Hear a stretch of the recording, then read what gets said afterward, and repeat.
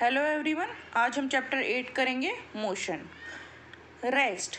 If a body does not change its position with respect to time and the surrounding it is said to be at rest. अगर कोई object, कोई body हमारी जो है अपनी position change नहीं करती है टाइम और सराउंडिंग्स के अकॉर्डिंग, तो हम उस वस्तु को क्या कहेंगे कि वो रेस्ट पोजीशन पे है। नेक्स्ट है हमारा motion. If a body changes its position with respect to time and surrounding it is said to be in motion. अगर एक बॉडी अपनी पोजीशन चेंज करती है टाइम के और सराउंडिंग के अकॉर्डिंग, तो हम क्या कह देंगे, वो वस्तु हमारी मोशन में है। अब मोशन कितनी तरह की होती है? Rotational motion. रोटेशनल मोशन हम कब कहेंगे? जब कोई भी बॉडी है हमारी अपने जो ओरिजिन से सर्कुलर मूव कर रही है, जैसे हम प्लैनेट्स जो है अपने ऑर्बिट्स के अंदर रिवॉल्व करते हैं। नेक्स्ट है हमारी ओसिलेटरी मोशन। ओसिलेटरी मोशन कौन सी होती है? जब कोई ऑब्जेक्ट अपनी मीन पोजीशन से टू और फ्रो मोशन करता है, जैसे कि वाइब्रेशन ऑफ स्ट्रिंग। नेक्स्ट है लीनियर मोशन। लीनियर यानी कि straight line motion. When an object move along a straight line the motion is said to be linear motion. जब एक ऑब्जेक्ट स्ट्रेट लाइन में मूव करता है तो हम उसे क्या कहते हैं? Linear motion. Controlled and uncontrolled motions. कई बार खतरे के समय क्या होती है, जो पानी की स्पीड है, रिवर की जो स्पीड है, वो क्या हो जाती है, बाढ़ की फॉर्म में सभी चीज़ों को डिस्ट्रॉय कर देती है। उसको हम क्या कहते हैं? Uncontrolled motion. जबकि पानी की जो मूवमेंट है डैम के थ्रू इलेक्ट्रिसिटी जनरेट करने के काम आती है, तो इस समय पानी की मूवमेंट क्या हो रही है? हमारी कंट्रोल्ड मोशन। नेक्स्ट है हमारा रेफरेंस पॉइंट। रेफरेंस पॉइंट हम किसे कहेंगे? रेफरेंस पॉइंट और a fixed object with respect to which the given body changes its position is known as reference point और origin। कोई भी फिक्स पॉइंट जिसकी सहायता से हम किसी भी ऑब्जेक्ट की पोजीशन बता सकते हैं, वो हमारा रेफरेंस पॉइंट है। जैसे हम कह देते हैं कि हमारे जो स्कूल है हमारे घर से 30 किलोमीटर नॉर्थ डायरेक्शन में है, तो हमारा जो घर हो गया वो हमारा स्कूल का रेफरेंस पॉइंट हो गया। नेक्स्ट है स्केलर क्वांटिटी।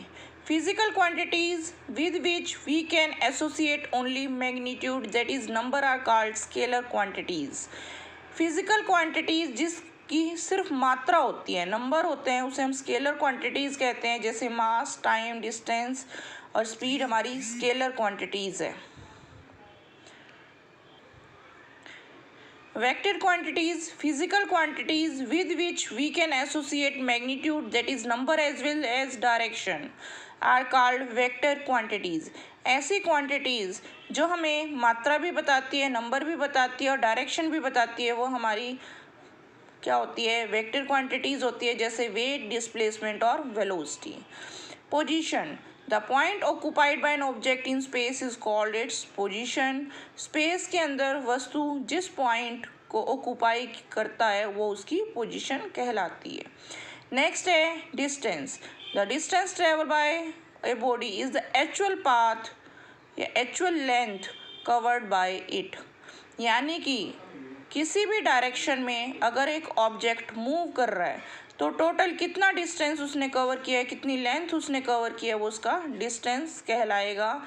जैसे कि हमने एक स्ट्रेट लाइन पाथ ली है, उसमें ऑब्जेक्ट ने अपनी जर्नी ओ पॉइंट से शुरू की है, तो हमारा ओ रेफरेंस पॉइंट हो गया। उसके बाद हमने यहाँ पर मार्क कर दिया ए, बी और सी, जहाँ पर जो ऑब्जेक्ट की पोजीशन है अलग अलग इंटरवल पर अलग अलग है। सबसे पहले जो ऑब्जेक्ट है वो क्या हो जाएगा?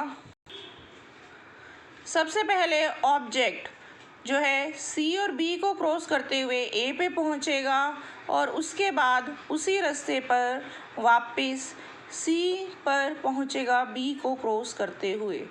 तो इसके अंदर हमारा टोटल डिस्टेंस कितना हो गया? पहले वो ए पे आया, उसके बाद वो सी पे आया, तो ओ ए हमारा 60 है और ए सी हमारा 35 है। यानी कि टोटल उसने पाथ जो कवर किया वो कितना हो गया? 95 किलोमीटर। नेक्स्ट है displacement. When a body move from one position to another the shortest distance that is straight line between the initial and final position of the body along with the direction is known as displacement.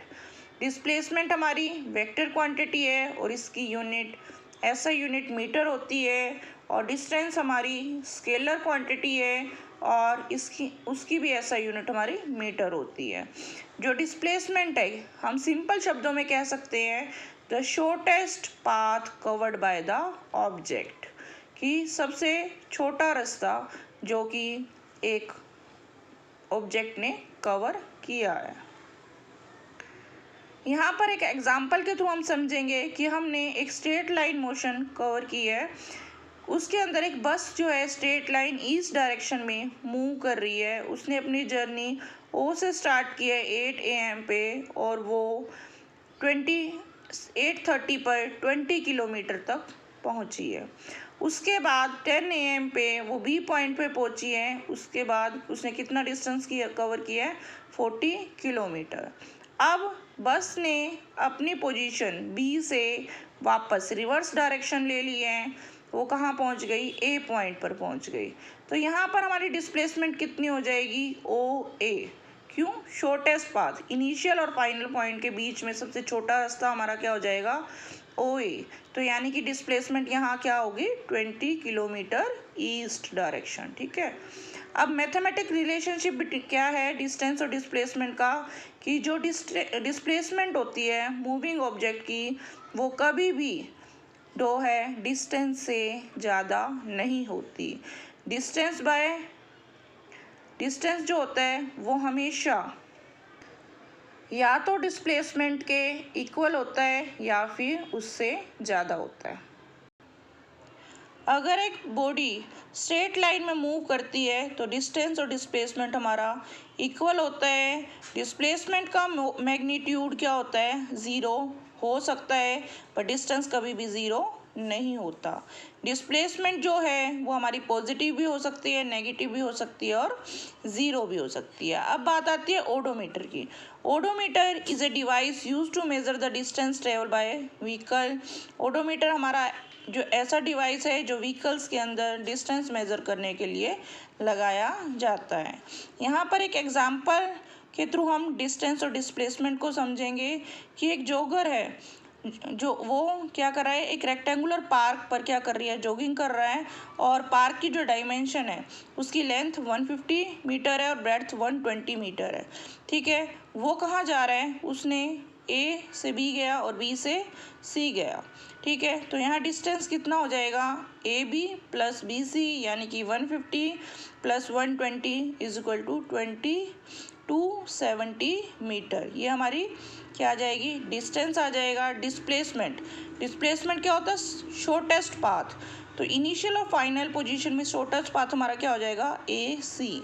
तो हम ए सी कैसे निकालेंगे, ये right angle triangle बन गया तो Pythagoras theorem लगा देंगे, और पाइथागोरस थ्योरम से हम ए बी की और बी सी की वैल्यू पुट करके ए सी की वैल्यू हमारी क्या आ जाएगी 30√41 मीटर. तो ये हमारी डिस्टेंस कितना आ जाएगा 270 मीटर और डिस्प्लेसमेंट हमारी कितनी आ जाएगी 30√41 मीटर.